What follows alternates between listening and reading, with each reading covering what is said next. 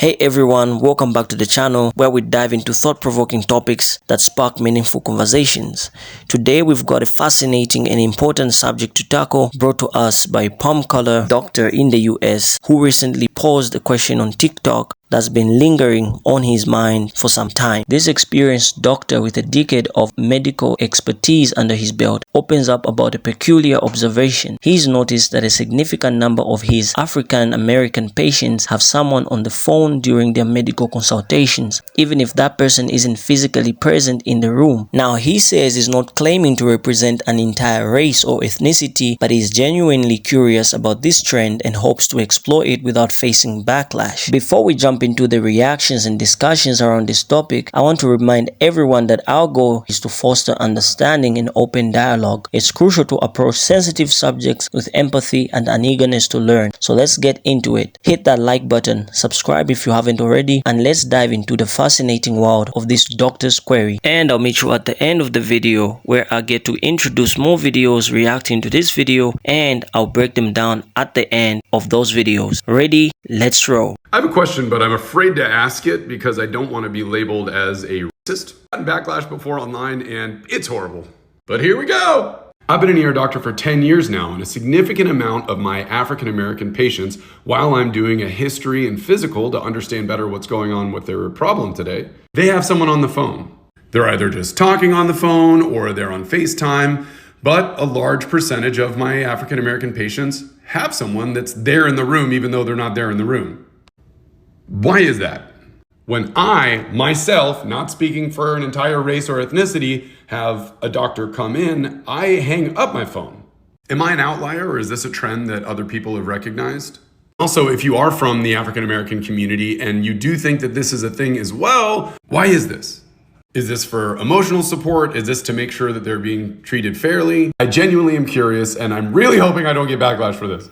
Now, that was a video of the doctor that sparked this debate. Now, he seems not to have a clue on why his patients have developed this trend. So, what are your thoughts about that? Do you think he's genuine in his question, or do you think he's just intending to go viral? Put them in the comment section below. Now, how about those reactions? Some people took to social media to talk about this doctor's trending video, and here is what they had to say about it. Let's get into that now, and I'll be back at the end of those videos where I get to break down this video into smaller digestible chunks that'll provide more insight. Let's get into it. The most helpful kind of self-checks that I've learned from very generous creators on this app is that if we feel ourselves being more afraid of being labeled online rather than acting in a way, we're already there.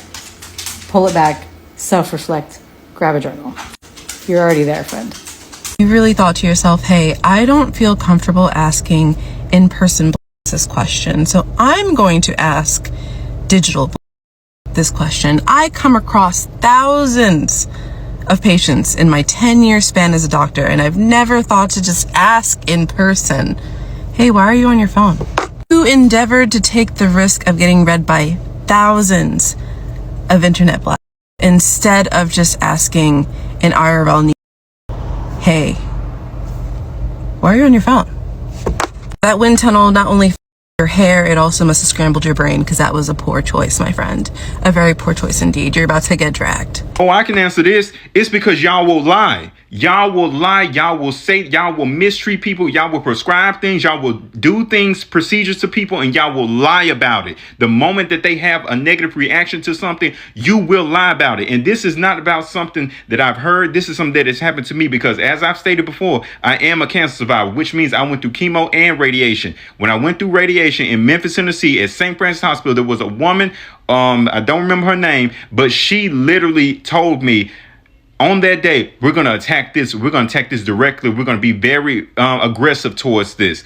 And the day, literally that same day, I had a negative reaction to the radiation. And when I came in and I asked her for pain medication because I literally could not walk because of what she did to me, She then told me that she never gave me radiation. When I sat in the machine, she stepped out the room, she fitted me for a cast, and she turned the machine on because she had to step out of the room while the machine was on, and lied about it. Lied to my face and told me what she did not do to me. The reason that we have people on the phone and the reason that we are recording y'all and things like that, because you will lie. You will protect yourself, and you have a problem with us protecting ourselves because you all lie. You will lie to protect your license. You will lie to protect your reputation. You will lie to avoid accountability and being sued for malpractice. You will lie. And because majority of the time, a lot of people who are treating us are most of the time, they are and none people of color. And all of y'all, I don't care what you say, you have it in the back of your mind that people do not feel pain at the same rate as you. So y'all feel emboldened to do whatever you want to do when it comes to people and dismiss their pain. Y'all will lie. I'm going to answer this in good faith because I assume you mean well. But before I do, when in history was the medical field trustworthy towards African Americans? The medical field has consistently tested on it without our consent, and it has never benefited African American people in any way. We never even got an apology. Even our maternity rate is abnormally high. Like, honestly, this was like on purpose. But you want to know why African American people don't really trust medical doctors? You almost took out one of our legends because you thought it's impossible for her to feel pain. And where did you learn that lie? Where did she learn that lie? The lie that Black women has a high tolerance of pain. Could it be from the founder of gynecology? And was he even crazy? You guys have even tried to update the book. Took this mad scientist's words and just ran with it. Oh yeah, they can feel pain. I've seen owner said that. And just recently, I actually have a doctor working on making sure that we're represented in the textbooks. Doctors like you can know what to look for on this skin and this one. So until the medical field is changed systematically, my bestie's gonna be on that phone Googling whatever you said. This right here is a prime example of why I think there are certain professions that should not be allowed to make monetized content online utilizing their professional identity, especially if that professional identity has an ethical code that they have to uphold. He didn't ask this question in good faith. Oh, I have a question, and I'm just a white guy asking a question. People, you know, those, they're just so hard to figure out. He asked this question for the sole purpose of going viral. He knew exactly what to say. That's why he prefaced that video in the beginning, because he knew that he could get your attention. He's gonna ask this dumbass question, because he knew it was gonna generate content. He posted the same video on his Instagram. Has the comment section wide open and got people going back and forth. He knew what he was doing. The man who went through a medical school program within the last 20 years, he should not be asking this question. If you're going to ask this question, why would you ask it of the internet? Be serious. Well, I think you are, because you told on yourself when you said, I'm worried about being labeled one. Because if you genuinely cared, you wouldn't be posting this on social media. You'd be having conversations with your patients, with people. Maybe reading some books. Literally reading some books, watching TikToks from creators that are not the same as you. Maybe instead of posting on social media, so you can get, this seems like rage farming. Or else you're just really not that bright and then let anyone be a doctor. Because this is wild. You are wild. Do better, be better, or stop being a doctor. Because clearly your concern isn't really doing good for people. Unless they're... Have you simply tried asking your patients before asking a social media platform? I'm an OBGYN. Whenever I notice that patients are on the phone, I simply ask, hi, I'm your doctor. Who's out on the phone with you? Okay, would you be comfortable with me asking medical questions while they are still on the phone, or would you like to hang up? And it's the year 2024, and I don't know how to like gently say this. Other people are a little bit more vocal, but why is it that you're asking a whole social media platform when it comes to you are actively taking care of patients? I don't know where you're working. I don't know the patient population that you're serving, but I am concerned that you are now overgeneralizing a whole race in terms of utilizing their phone while on a visit with you and you can't talk to your patients directly. Beyond the fact that you literally just opened up the floor for racism in your comment section, whoop-de-doo for you, I'll answer. We don't trust y'all. As someone who has been chronically ill for a very long time, I learned very early on in my life as a child and going into adulthood that there were certain points where I could not go to the doctor and not either have someone in the room with me or on the phone with me. Because the way so many doctors, especially doctors, go out of their way to gaslight you, to condescend to you, is insane. And many of my worst experiences have been when I was unable to have some type of advocate in the room or on the phone. At some point, y'all are gonna have to stop asking why we operate differently within a system that wasn't created for us. Many of y'all, to this day, still do not believe that people experience pain to the same degree that white people do. I mean, we literally have just been dealing with the drama from a black healthcare professional telling black women that they cry wolf at the doctor. And y'all wonder why we come in and make sure that we're not completely alone? Are you kidding me? The rate at which medical professionals choose not to believe us, choose to gaslight us, and choose to lie to us is beyond heartbreaking. And therefore, you will never catch my in a doctor's office without somebody there to listen. And I don't care how you feel about it.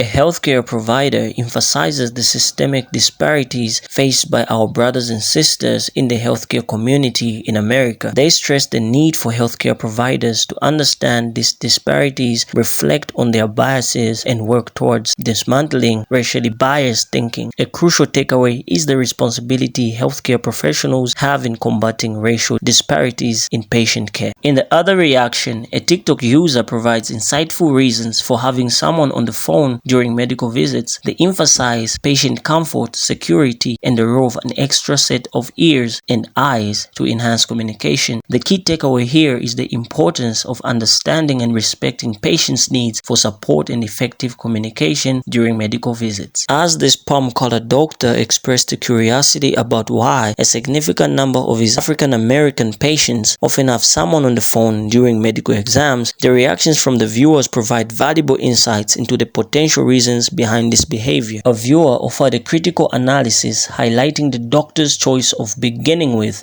"I don't want to be labeled as heir to the cyst," signaling a potential bias in the question. The breakdown advised against assuming one person could represent an entire race and emphasized the importance of recognizing the privilege of not needing a phone during a medical visit. The viewer brought historical context into the discussion, referencing the Tuskegee syphilis experiment to illustrate historical mistrust of medical systems among people of color. Another viewer shared a personal and traumatic experience during surgery where the doctor failed to adequately numb the pain, causing distress. The narrative shed light on the emotional toll of such experiences, explaining why individuals might seek emotional support by having someone on the phone during medical procedures. This reaction emphasizes the importance of understanding patient trauma and building trust in healthcare settings. Another viewer offered a thorough analysis criticizing the doctor's approach and suggesting a need for self-reflection on potential racial biases. The breakdown discussed the responsibility of palm-colored individuals to dismantle racially biased thinking ingrained in society. The viewer encouraged a more respectful framing of questions considering cultural differences. The reaction underscored the role of healthcare professionals professionals in addressing implicit biases to improve patient outcomes and reduce disparities. We have unpacked some fascinating reactions to the doctor's questions. It is clear that discussions around race in healthcare are complex, and the perspectives shared today shed light on various angles of this important issue. The responsibility lies in understanding our own biases and actively becoming anti-R to the cyst advocates. Some viewers touched on the privilege and responsibility healthcare professionals bear, urging fellow clinicians to reflect on their biases for the sake of equitable patient care. Powerful stuff. Indeed, understanding biases and addressing them head-on is crucial for dismantling systemic orthodoxism. The healthcare profession, with its privilege, comes with a great responsibility. Today we were delving into a crucial conversation about healthcare disparities faced by our American brothers and sisters in hospitals dominated by palm-color doctors. It's a topic that demands our attention and the collective effort to dismantle systemic biases. In the complex landscape of healthcare, our American brothers and sisters often find themselves navigating a system shaped by historical injustices and deeply rooted biases. Hospitals, despite being places of healing, can inadvertently perpetuate disparities, particularly when dominated by palm-color healthcare professionals. One of the enduring challenges is the historical experimentation. In famous cases like Tuskegee syphilis experiment, where our brothers in America were denied treatment for syphilis to study the disease's progression, cast a long shadow over the community's trust in medical institutions. This dark chapter fuels skepticism and reluctance to fully engage with healthcare providers. Beyond historical experiments, stereotypes and myths have seeped into medical practice. The notion that we don't feel pain persists, perpetuating an erroneous belief that has profound consequences. This stereotype often leads to inadequate pain management for our brothers and sisters in the US, as their symptoms may be downplayed or dismissed. Implicit bias. A subconscious association of certain characteristics with a particular group also plays a significant role. Studies show that healthcare providers, including doctors, may unknowingly hold biases that affect their decision-making processes. These biases can result in differences in treatment plans, prescription choices, and overall healthcare experiences. Now that we have explored challenges faced by our people in healthcare settings dominated by palm-color doctors, we want to hear from you. What are your thoughts on these systemic issues, and do you believe there's a need for change? Drop your comments below. Your perspective matters. By engaging in conversations like these, we take a step towards fostering awareness and understanding. As we wrap up today's discussion, let's commit to being advocates for equitable healthcare. By acknowledging the challenges, sharing stories, and engaging in open dialogue, we pave the way for a more inclusive and just healthcare system. Thank you for joining us today, and remember, your voice can spark change.